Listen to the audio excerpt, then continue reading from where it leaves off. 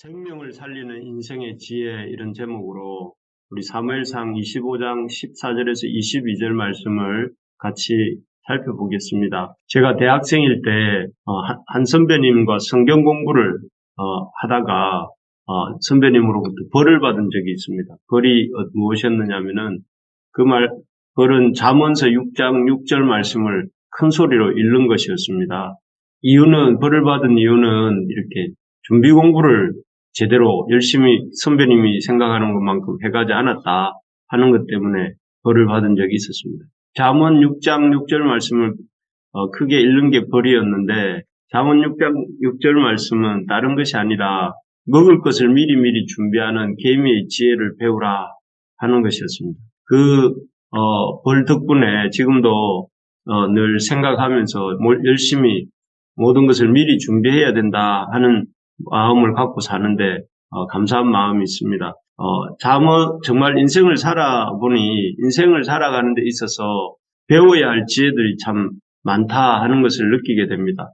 오늘 본문에도 보면 어리석은 부자 나발이 유발한 다윗의 분노를 나발의 종과 또 아비가일을 통해서 하나님이 깔아앉게 하시는 장면을 보게 됩니다. 이 장면 속에서 우리도 인생을 살아가는 지혜를 우리가 인생을 살아가면서 배워야 될 지혜가 무엇인지 우리에게 가르쳐 주시는데 우리가 함께 살펴보기를 원합니다. 이 본문에 나타나고 있는 인생을 살아가는데 우리가 배워야 될 지혜는 먼저 문제가 생겼을 때 그 문제를 동력자와 함께 나누는 지혜입니다. 14절을 제가 한번 읽어드리겠습니다. 하인들 가운데 하나가 나발의 아내 아비가일에게 말하여 이르되 다윗이 우리 주인에게 문안하러 광야에서 전령들을 보냈거늘 주인이 그들을 모욕하였나이다. 여기에 보면 나발의 하인들 중 하나가 자기 주인 나발이 양식을 달라고 한 다윗의 요청을 거절을 한 사건에 대해서 얘기하고 있습니다. 그를 거절만 한 것이 아니고 거기에서 이 다윗을 모욕하기까지 했죠. 다윗을 뭐라고 모욕을 했느냐면은 지금 사울왕을 피해서 다니고 있는 그 다윗을 향해서 주인을 떠난 종이다. 또 어디서 왔는지도 알지 못하는 자다 하면서 내민 밥그릇, 밥 달라고 내민 밥그릇에 밥은 담아주지 못할 망정 밥그릇까지 이렇게 내동댕이 친 그런 것과 같은 상황이었습니다. 이것에 대해서 다윗이 아주 분노하게 되었고 그 다윗이 이렇게 어떤 보복을 결심하게 된 사건에 대해서 나발의 종이 나발의 아내인 아비가일에게 알리고 있는 것입니다. 이 종의 말을 듣고 아비가일은 지금 생긴 문제가 얼마나 심각한 문제인지를 알게 되고 그 문제를 해결할 대책을 세우게 되죠. 만약에 이 종이 이 문제를 아비가일에게 알리지 않고 있었다면 어떻게 되었을까요? 아마도 분노한 다윗의 손에 이 종을 포함해서 모든 가족들이 몰살당하는 비극이 일어났을 것입니다. 왜냐하면 22절에 보시는 것처럼 내가 그에게 속한 모든 남자 가운데 한 사람이라도 아침까지 남겨두면 하나님은 다윗에게 벌을 내리시고 또 내리시기를 원하노라. 이렇게 다윗이 극히 분노한 다윗이 이런 큰 결심, 잘했든 못했든 그런 결심을 하고 있는 상황이었기 때문에 그렇습니다.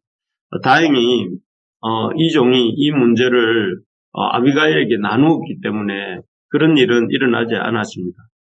그렇습니다. 인생을 살아가면서 어려운 문제가 생길 때, 그 중요한 문제가 생겼을 때 혼자 마음에 담고 고민하는 것이 아니라 그 문제를 들고 나발의 종이 아비가일에게 나갔던 것처럼 또 우리가 잘 아는 그 예수님의 어머니 마리아가 예수님을 잉태했을 때 그 문제를 들고 꽁꽁 고민한 것이 아니라 세례 요한의 어머니죠. 사가랴의 아내 엘리사벳에게 나아갔던 것처럼 오늘 본문에 이 종처럼 또 마리아처럼 우리가 이 동역자에게 그 문제를 들고 나아가는 것이 중요합니다.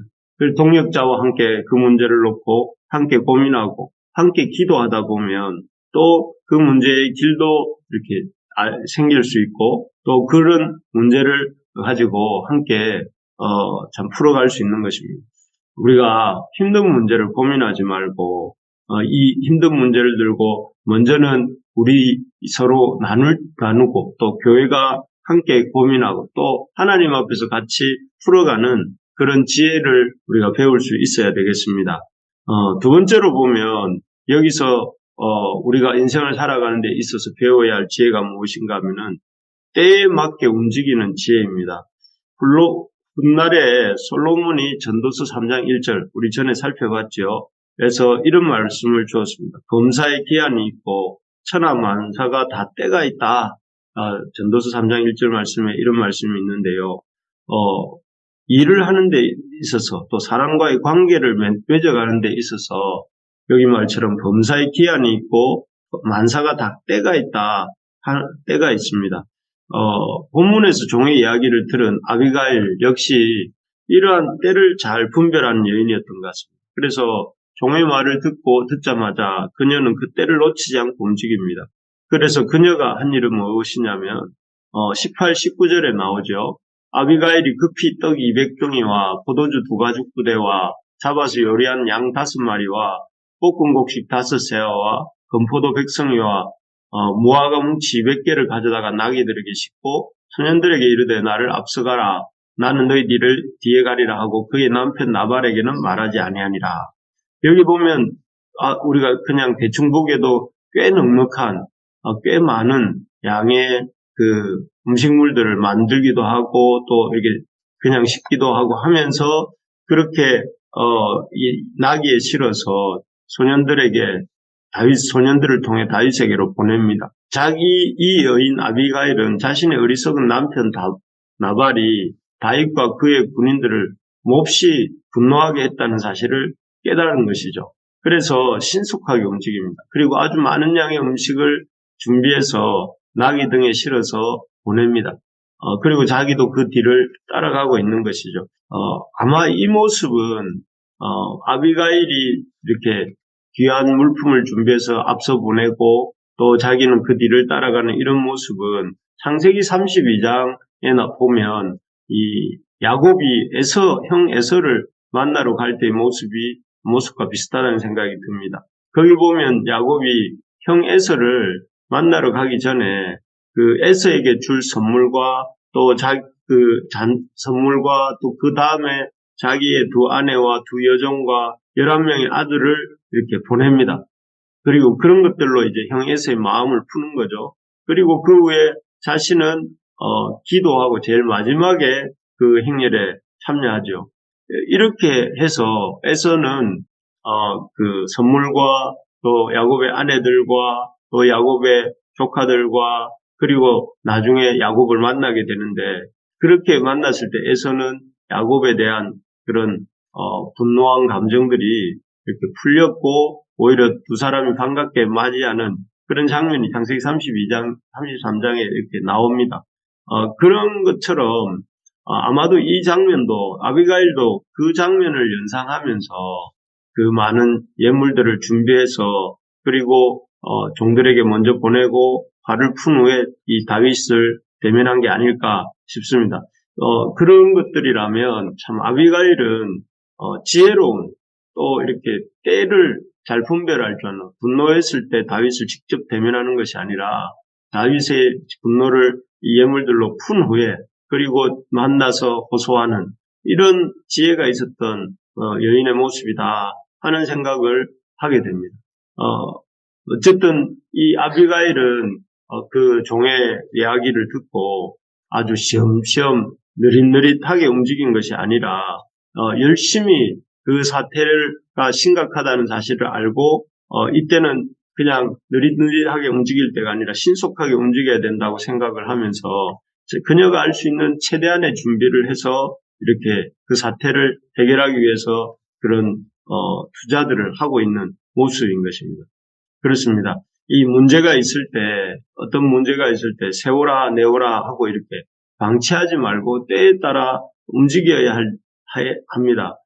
그 문제 해결을 위해서 그리고 이렇게 아비가일처럼 재물을 쓰는 것을 아까워하지 말아야 된다 하는 것이죠. 만약에 이때 아비가일이 돈이 아까워서 또 물질이 아까워서 나발처럼 인색하게 굴었다면 이 가정에는 아무런 소망이 없었을 것입니다. 아비가일이 아끼지 않고 떡도 보내고 포도주도 보내고 참 양도 잡고 금포도 무화과 볶음곡식 이런 갖가지 음식들을 준비해서 넉넉하게 보냈기 때문에 다윗의 일행도 그 분노가 풀렸다는 것이죠.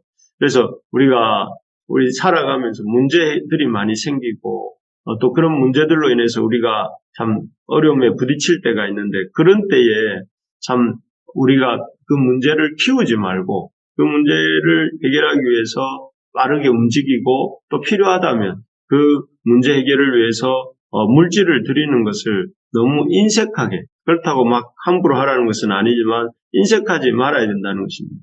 사실 만약에 이때 아비가일이 이 물질을 아끼다가 그 가정이 이렇게 멸문이라도 당했다면 그들이 갖고 있던 부라는 것은 아무 소용이 없는 거 아니겠습니까? 그렇기 때문에 사실 우리가 살아있는 동안에 하나님을 위해서 우리가 갖고 있는 물질을 위해서 물질을 모으는 것이 아니라 물질을 하나님을 위해 살기 위해서 또 생명을 살리는 일을 하기 위해서 또 어려움의 문제들을 풀기 위해서 사용할 수 있는 우리가 되어야 되겠습니다.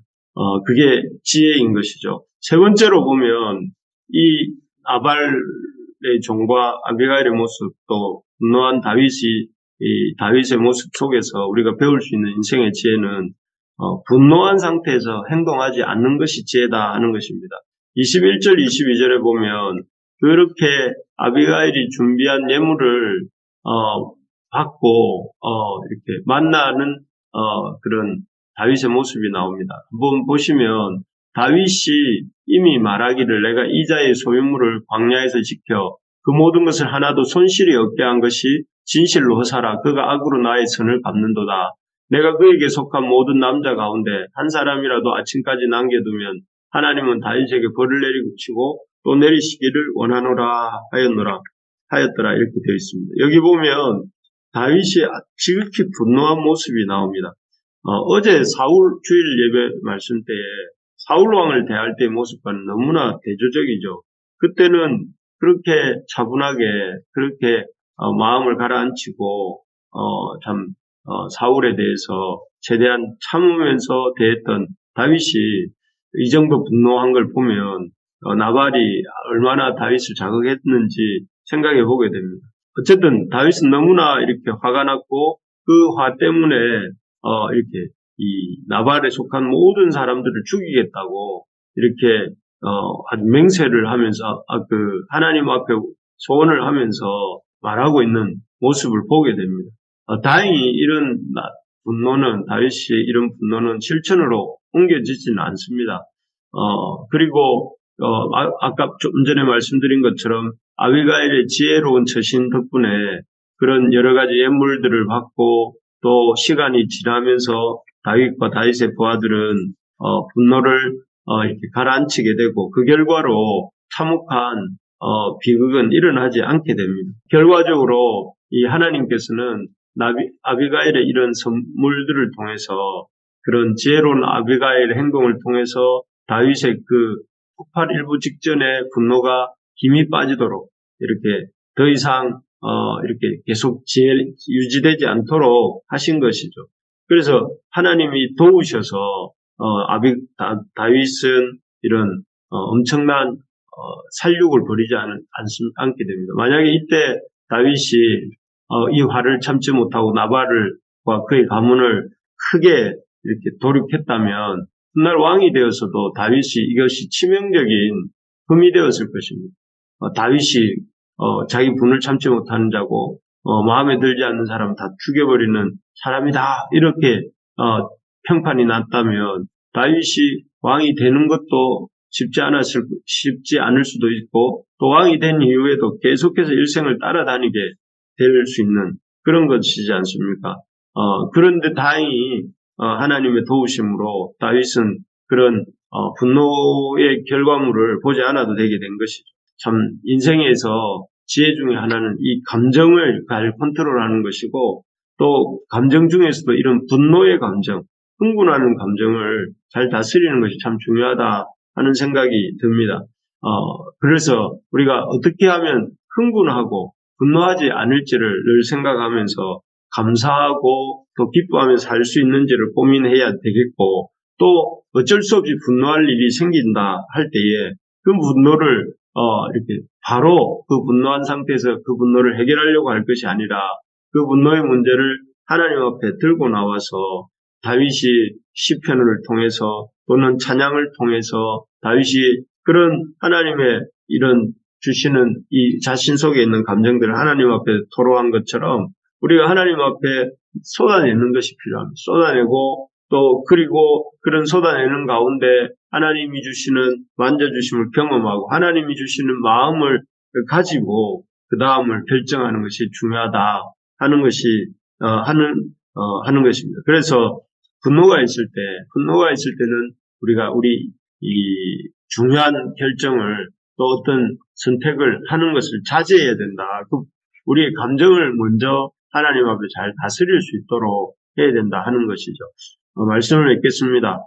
생명을 살리는 인생의 지혜를 나발의 종과 아비가일도 다윗을 통해서 배웠습니다. 무엇이었습니까? 첫째는 문제가 생겼을 때 그 문제를 동력자와 함께, 교회와 함께 나누는 것이다 하는 것이었습니다. 두 번째는 이 때에 따라 맞게 움직여야 된다.